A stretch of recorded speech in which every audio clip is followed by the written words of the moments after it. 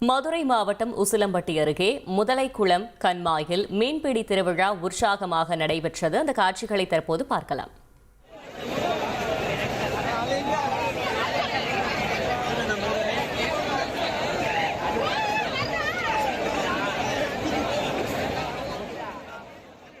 கூடுதல் தகவல்களை செய்தியாளர் ரவிச்சந்திரன் வழங்கிட கேட்கலாம். ரவிச்சந்திரன், வணக்கம். இந்த மீன்பிடி திருவிழாவின் சிறப்புகள் என்ன? கள தகவல்களை சொல்லுங்க. மதுரை மாவட்டம் உசிலம்பட்டி அருகே உள்ளது முதலைக்குளம்.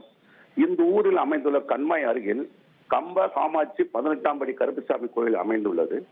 இந்த கோயிலை வணங்கும் பொதுமக்கள் தங்களுடைய பல்வேறு நேர்த்திக்கடனுக்காக ஒவ்வொரு ஆண்டும் பல வகையான மீன் குஞ்சுகளை இந்த கண்மாயில் வாங்கி விடுவது வழக்கம்.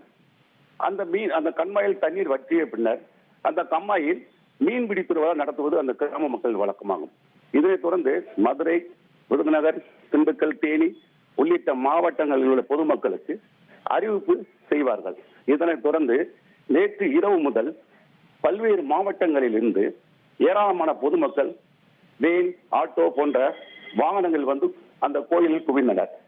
இன்று காலை அதிகாலையில் 3 முறை வானத்தில் வெடி வெடித்த பின்னர் கண்மாய்க்கரையில் காத்திருந்த பொதுமக்கள் கும்பலாக இறங்கி ஆர்வத்துடன் மீன்களை பிடித்தனர்.